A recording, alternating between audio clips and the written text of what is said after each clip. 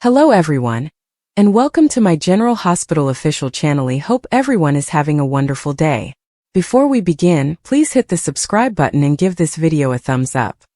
The faint hum of the Metro Court lobby filled the air as Ronnie Matthews stood near the elevator, nervously scrolling through her phone. She had just finished a meeting with Nina about a charity event and was ready to call it a day. But something felt off. Her hands trembled slightly. She wasn't sure why. Maybe it was exhaustion. Maybe it was the tension she'd been carrying for months. Port Charles had a way of digging into people's lives, exposing secrets that were supposed to stay buried. As the elevator dinged, Ronnie looked up, and her entire world stopped. Standing there, in the doorway, was a face she never thought she'd see again. Her husband. "Jason," she whispered, her voice barely audible. "Oh my God." Jason Matthews stepped out, eyes locked on her. He looked different, older, worn, but unmistakably the same man she had thought was dead. "Ronnie," he said softly, almost as if he couldn't believe she was real. "It's really you." For a moment, neither of them moved. The noise of the lobby faded into silence, leaving only the sound of her quickened breathing. Then Ronnie took a hesitant step forward, her voice breaking.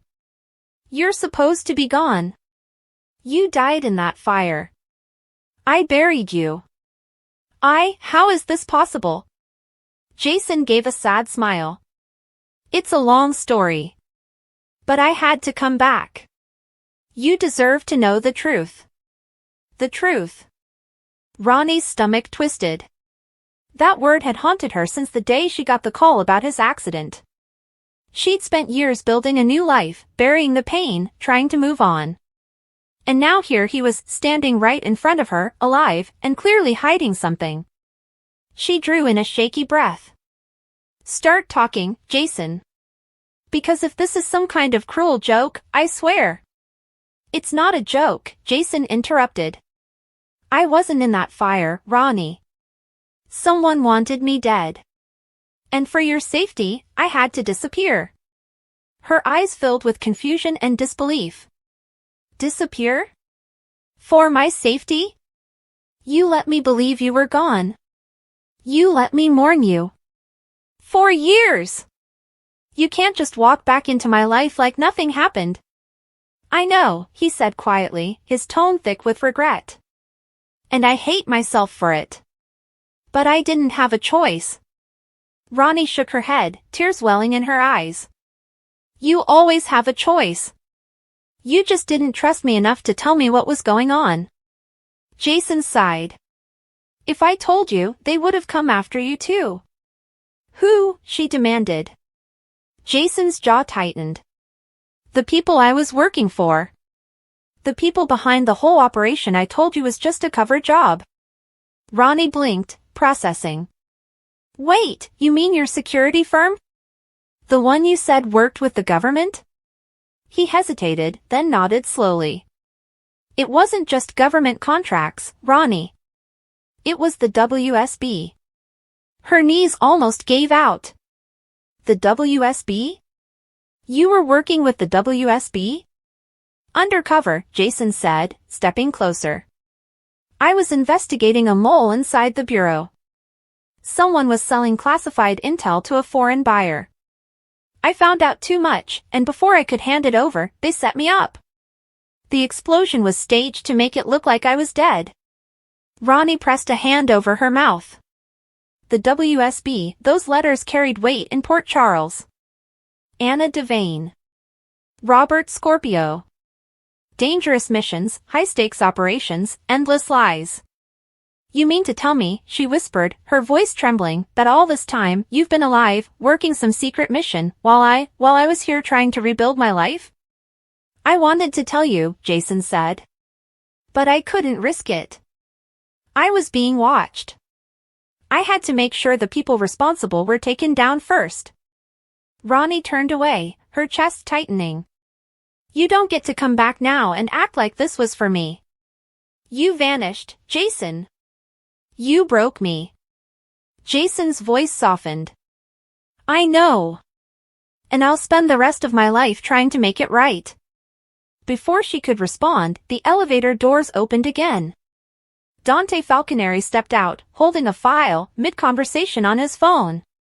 When he saw Ronnie, and the man standing with her, his expression shifted immediately. "Ronnie? You okay?" Dante asked, sensing tension. Ronnie blinked rapidly, trying to steady her voice. "Dante, this is my husband." Dante's brows furrowed. "Your husband? I thought." "Yeah," she said weakly. "So did I." Jason extended a hand. "Jason Matthews." Dante didn't take it. "You've got some explaining to do, man. Because people don't just come back from the dead in Port Charles without a story." Jason smirked faintly. "You'd be surprised how often that happens around here." Dante crossed his arms. "Try me." Jason glanced around, lowering his voice. "Not here. Too many ears." Dante exchanged a look with Ronnie, then motioned toward the Metro Court restaurant. "Fine. Let's go somewhere private." A few minutes later, they were seated in a secluded booth. Jason told them everything, how he'd gone undercover for the WSB, uncovered a mole, and barely survived the explosion that was meant to silence him. He explained how he'd been in hiding under a new identity, waiting for the right moment to come forward. When he finished, Dante exhaled slowly. "So let me get this straight, you've been living under the radar for 3 years, pretending to be dead, and now you're back because what? The case is finally over?" Jason's eyes darkened. "Not exactly. The case isn't over. It's just beginning. The mole is here. In Port Charles." Ronnie's stomach dropped. "What? Are you saying someone in this town, someone we know, was part of it?" Jason nodded. "I've traced communications from the Bureau to Port Charles. Someone here's been funneling information to the same network that tried to kill me." Dante leaned forward, tension mounting. "You have a name?" Jason hesitated, then looked directly at him. "Anna Devane." Ronnie gasped. "Anna? No, that's impossible." Dante froze. "You better have proof before you throw around that kind of accusation." Jason held up a small flash drive. "I do. These are intercepted transmissions. They came from Anna's encrypted line." Dante shook his head. "No way. Anna's one of the good ones." "Was," Jason said darkly. "People change." Ronnie's voice trembled. "Jason, you can't just accuse someone like Anna without knowing the full story." "I do know the full story," Jason said, slamming his hand on the table. "She was part of the operation that framed me. She ordered the explosion that was supposed to kill me." Dante's jaw tightened. "Then we'll take this to the PCPD. Let me handle it." But Jason shook his head. "You can't. Not yet. If Anna knows I'm alive, she'll disappear. I need to draw her out first." Ronnie grabbed his arm. "Jason, stop this. This isn't who you are anymore. You don't have to play spy. Just let Dante and the WSB handle it." "I can't," Jason said quietly. "Because there's something else you don't know." Ronnie's eyes met his. "What could possibly be worse than this?" Jason hesitated, his expression heavy with guilt. "When I went undercover, I wasn't alone." Her heart stopped.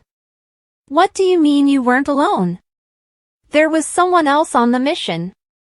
Someone who helped me fake my death. Someone who's been protecting me ever since." Ronnie's voice grew brittle. "Who?" Jason's answer came like a punch. "Jordan Ashford." Ronnie's eyes widened in shock. "Jordan? The police commissioner?" Jason nodded slowly. "She was my handler. But over time, things got complicated." Ronnie felt her pulse racing. "Complicated? What are you saying?" Jason's eyes filled with regret. I didn't plan for it to happen. But when you're running for your life, living in the shadows, lines get blurred. We became close. Too close. Ronnie's breath hitched. You're telling me you had an affair with Jordan? Jason lowered his gaze. It wasn't supposed to be like that. Ronnie stood up abruptly, her chair scraping the floor. You let me grieve you, and all this time, you were with another woman? A woman I know? Ronnie, please. Don't, she snapped, tears streaking her face. You don't get to come back here and expect me to forgive you. You don't get to walk into my life like you didn't destroy it. Dante rose, stepping between them. Okay, that's enough. Let's take a step back. Ronnie shook her head, trembling. I'm done. You can handle this, detective. I have nothing else to say. She turned and stormed out, the sound of her heels echoing through the restaurant. Jason watched her go, guilt etched across his face. Dante looked at him, disgusted. You're lucky she didn't slap you. Jason sighed. I deserve worse. Later that night, Ronnie sat on a bench by the waterfront, staring at the water as tears fell freely. The man she loved, the man she thought she'd buried, had come back from the dead only to shatter her heart again. She didn't know what hurt more, the lies, or the betrayal. A soft voice interrupted her thoughts. I heard he's back. Ronnie turned to see Jordan standing there, calm but guarded. You've got some nerve showing up, Ronnie said bitterly. I didn't come here to fight, Jordan said. I came to explain. Ronnie laughed hollowly. Explain what? That you fell in love with my husband while pretending he was dead? Jordan sighed. Ronnie, you don't understand. It wasn't planned. We were trapped in something dangerous. People were dying. Jason saved my life, more than once. We leaned on each other. That's not an excuse, Ronnie snapped. You're the police commissioner. You knew what you were doing. Jordan looked down. You're right. And I hate that you found out like this. But Jason didn't come back just to hurt you. He came back because Anna's still out there. She's planning something worse. Ronnie shook her head. I don't care about Anna. I don't care about missions or secrets. I just want my life back. Jordan's expression softened. Then you need to decide what you want, Ronnie. Because this isn't over. Jason's about to expose something that could destroy half of Port Charles. Ronnie stared at her, her anger turning into unease. What are you talking about? Jordan took a deep breath. Anna isn't the only one on that list. There's another name, someone you know. Someone close to you. Who? Ronnie asked, her voice trembling. Jordan hesitated. Your brother. Ronnie froze. No. That's not possible. Jordan stepped closer. He's been working with the same network that went after Jason. I'm sorry, Ronnie. But your brother's part of it. Ronnie's world spun. First her husband, now her brother? Everything she thought she knew was collapsing. At that same moment, across town, Jason sat in the Metro Court bar, nursing a drink when Dante approached. You sure you want to go through with this? Dante asked. If you're wrong about Anna, it's going to blow up in your face. Jason's eyes hardened. I'm not wrong. And by tomorrow morning, the truth will be out. Dante shook his head. Then buckle up, because once you drop that bomb, there's no going back. As the camera panned out, the lights of Port Charles glimmered against the water. Secrets were unraveling, alliances were shifting, and the line between justice and betrayal was blurring faster than anyone could control. And for Ronnie, the nightmare was only beginning, because the man she once loved had returned not just with secrets, but with a truth that could destroy everything and everyone she held dear. The gentle hum of the hospital was a familiar soundtrack to Elizabeth Weber's life, a constant, low-grade noise that signified both trauma and healing. It was late, the corridors of General Hospital quieting from the day's emergencies, and she was finishing up her charting, the scratch of her pen a rhythmic counterpoint to the beeping of a distant EKG. This was her sanctuary, the ordered chaos of the nurses' station, a place where she felt in control. Her life outside these walls had been, for the first time in a long time, settling into a comfortable, happy rhythm. She and Hamilton Finn were building a life together, a partnership built on mutual respect, shared trauma, and a deep, abiding love. It was a peace she had fought for, bled for, and she cherished it like a fragile, precious thing. The squeak of rubber soles on linoleum broke her concentration. She looked up, a professional smile ready for a colleague or a patient's family member, but it froze on her lips. The man standing before her was not a figment of her imagination, though for a dizzying second, she was sure he must be. He was a ghost, a memory she had carefully, painstakingly, packed away in a box labeled past. He was older, the lines on his face more deeply etched, his hair tinged with more gray than she remembered. But the eyes were the same. The set of his shoulders, the slight, almost imperceptible tilt of his head, it was him. Lizzie. One word. A nickname only a handful of people in the world ever used for her. Her breath hitched, the chart in her hand slipping from her numb fingers and clattering onto the desk, the sound unnaturally loud in the quiet hall. Jeff, she whispered, the name a foreign artifact on her tongue. Jeff Weber. Her father. He offered a tentative, weary smile. Yeah. It's me. The world tilted. Jeff Weber had been absent for years, a drifter who floated in and out of her life with the infrequency of a comet. His last communication had been a postcard from somewhere in the Midwest over 2 years ago. He was a man who chased horizons, leaving a trail of broken promises and unresolved hurt in his wake. His sudden, solid presence here, in her hospital, felt like a tectonic shift in the foundation of her carefully reconstructed world. What are you doing here? She managed, her voice trembling. Is everything okay? Are you sick? No, nothing like that, he said, holding up a placating hand. He looked over his shoulder, a nervous gesture that was entirely out of character for the man she remembered. The Jeff Weber of her youth had been brash, confident, almost cavalier in his disregard for convention. This man was haunted, his eyes darting around as if expecting to be ambushed. I'm fine. I needed to see you. I needed to come home. Home? The word felt alien coming from him in relation to Port Charles. He had never considered this place home. It's complicated, Lizzie. Can we go somewhere and talk? Somewhere private?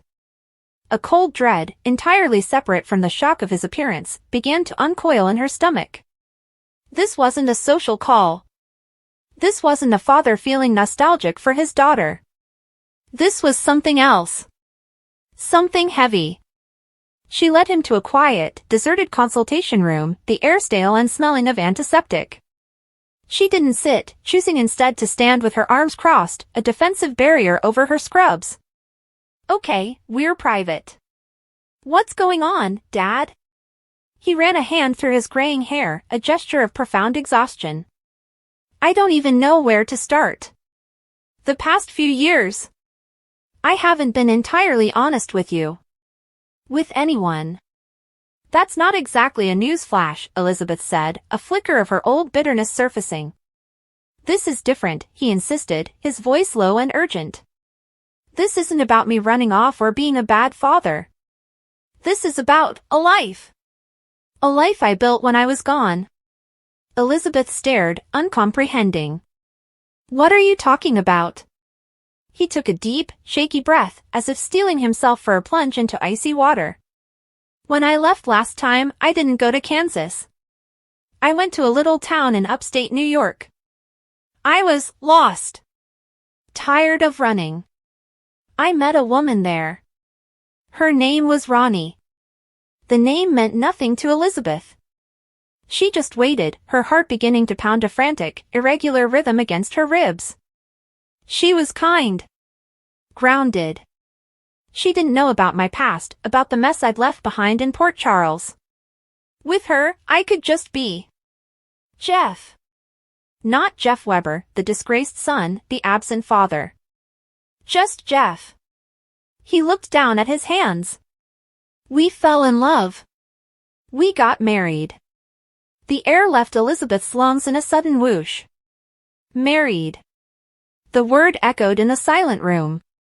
Her father, a man she had essentially mourned as a permanent loss, had been building a new family, a new life, while she had been navigating her own struggles, raising his grandsons, thinking he was just out there, wandering. You got married, she repeated, the words tasting like ash. All this time, you had a wife? And you never thought to tell me? To tell your own daughter? It wasn't that simple, he said, his voice rising with a desperate edge. It was a fresh start, Elizabeth. Can't you understand that? It was the first real happiness I'd had in decades. And then she got sick. The anger that had been bubbling up in her chest cooled, replaced by a wary, sympathetic dread. Sick? Cancer, Jeff said, the word a hollow sigh. It was aggressive. We fought it for over a year. I was her primary caregiver. I watched the strongest woman I've ever known just fade away. His eyes glistened with unshed tears, and for the first time, Elizabeth saw the genuine, profound grief etched into every line of his face. This was not a performance. This was real. I'm so sorry, Dad, she said softly, her defenses momentarily crumbling in the face of his palpable sorrow. He nodded, accepting her condolence with a pained grimace. She died 6 months ago. In our home. In my arms. The silence that followed was thick and heavy. Elizabeth's mind was reeling, trying to reconcile the image of her feckless father as a devoted, grieving husband. It was a portrait that didn't fit the frame she had for him. That's awful, she said, her voice barely a whisper. But why are you telling me this now? Why come here? Jeff looked up, and the fear was back in his eyes, sharper and more potent than before. Because of what she told me. On her deathbed, Elizabeth. She was weak, her mind clouded by pain and medication, but she was desperate to tell me something. She made me promise to listen. He took a step closer, his gaze intense, locking with hers. She told me it wasn't her real name. That Ronnie was short for Veronica. Veronica Smith. The name landed with a dull, insignificant thud in Elizabeth's mind. It meant nothing. She shook her head, confused. Okay. But that wasn't her real name either, Jeff continued, his voice dropping to a near whisper, as if the walls themselves might be listening. She said she'd been living under an assumed name for over 30 years. That she was in hiding. Hiding from what? Elizabeth asked, the dread now a living thing, coiling around her spine. From people she said were dangerous. Powerful. She said she'd done something terrible a long time ago, something she could never outrun. And then she told me her real name. He paused, the moment stretching out, taut and unbearable. She said her name was Heather. Heather Weber. Time stopped. The humming of the hospital faded into a distant, meaningless buzz. The floor seemed to liquefy beneath Elizabeth's feet. She heard the name, she processed the syllables, but her brain refused to connect them to reality. It was a coincidence. A cruel, twisted joke orchestrated by a dying, delirious woman. It had to be. Heather Weber, she finally choked out. No. That's not possible. That's insane. Heather Weber was Port Charles' legend, a figure of pure, unadulterated nightmare fuel. She was the ex-wife of Jeff's brother, Rick, a woman whose reign of terror had included multiple murders, psychological manipulation, and a pathological obsession with the Weber family. She was currently, as far as Elizabeth knew, securely housed in a maximum security psychiatric facility, a monument to madness and malice. To think that her father, her own flesh and blood, had been married to that monster was beyond comprehension. It was a blasphemy against their entire family history. I didn't believe it either, Jeff said, his voice ragged. I thought it was the cancer talking, the morphine. I tried to soothe her, to tell her it was okay. But she was insistent. She was lucid in her desperation. She described things about her past, about Port Charles, about people she couldn't possibly have known about unless she was telling the truth. Elizabeth stumbled back, her hand groping for the back of a chair to steady herself. No. Absolutely not. Dad, you have to hear how this sounds. You married Heather Weber? The woman who tried to destroy our family? The woman who terrorized Aunt Monica? Who killed people? It's not possible. She's in Ferncliff. She has been for years. Is she? Jeff asked, his eyes boring into hers. Think about it, Elizabeth. How long has it been since anyone has actually seen her? Really seen her? She's a master manipulator. A genius at deception. What if she escaped? What if she created a new identity, reinvented herself completely, and disappeared? The logic, as horrifying as it was, began to seep through the cracks in her disbelief. Heather was a genius at deception. She had faked catatonic states before. She had manipulated doctors and guards with terrifying ease. The idea that she could have engineered an escape and created a life for herself wasn't just plausible, it was exactly the kind of long, twisted game she would relish. The woman I knew, Jeff continued, his voice softening with a painful mix of love and revulsion, wasn't a monster. She was funny and sharp, and she loved her garden. She hated loud noises and loved old movies. She was normal. A little eccentric, maybe, but kind. The only time I ever saw a flicker of something else was when she got angry, but it was so rare, so controlled. I just thought she had a temper. Now I realize it was her. The real her, the one she was keeping locked away. And she loved me, Elizabeth. I know she did. In her own, broken way, she truly loved me. Elizabeth felt nauseous. The thought of Heather Weber, a woman who had tried to kill her, who had tormented her family for generations, being capable of love, of tenderness, of building a quiet, normal life with her father, was more disturbing than any of Heather's overt acts of violence. It blurred the lines between good and evil, between monster and human, in a way that was profoundly unsettling. She told me one more thing, Jeff said, his expression grim. She said that the past wasn't finished with her.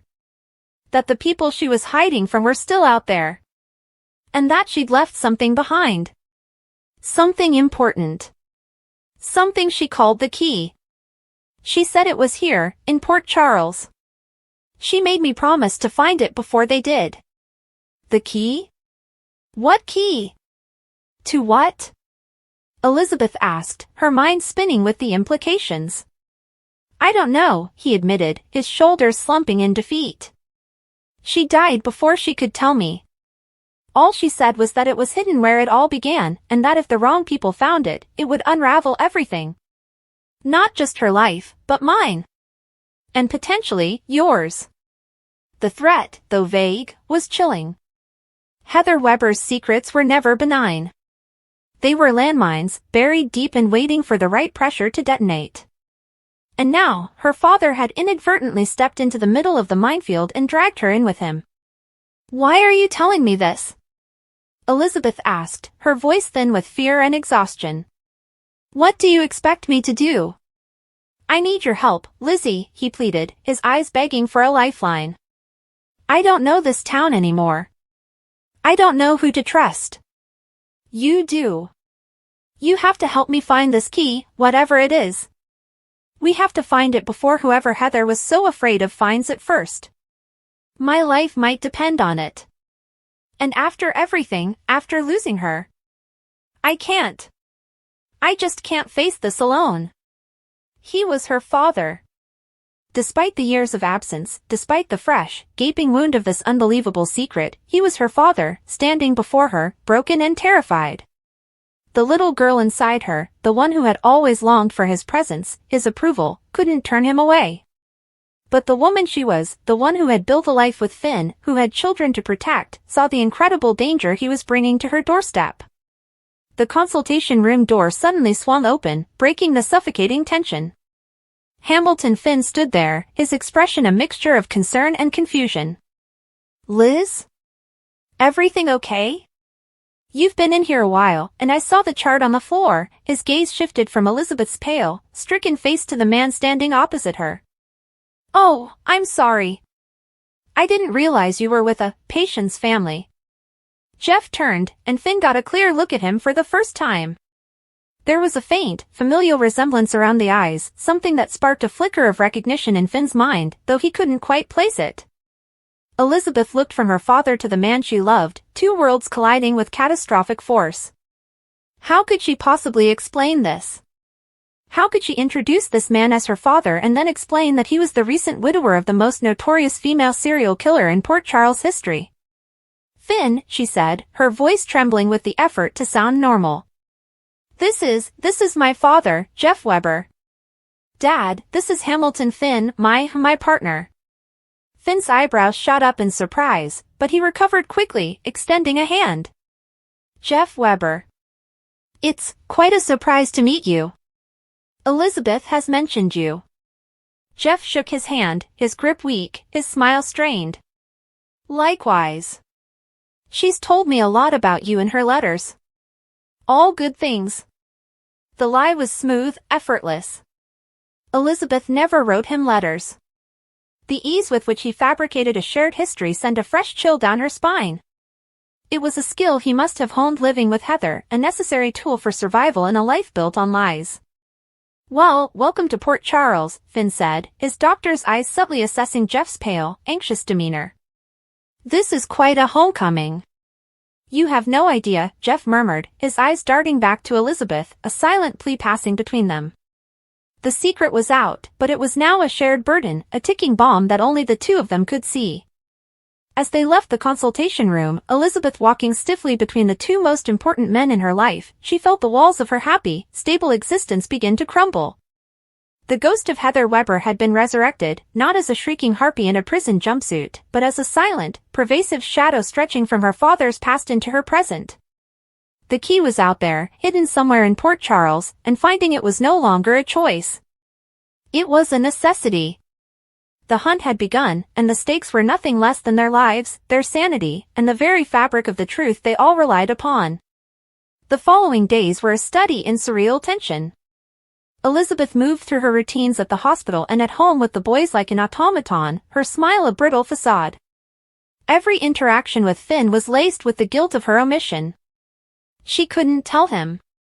Not yet. The secret was too enormous, too dangerous, and too deeply shameful. How could she explain that her blood was now irrevocably tied to Heather Weber's? That the woman who had tried to destroy so many lives had, in her final years, been her stepmother? Jeff, meanwhile, had taken a room at a cheap motel on the outskirts of town, a place that accepted cash and asked no questions.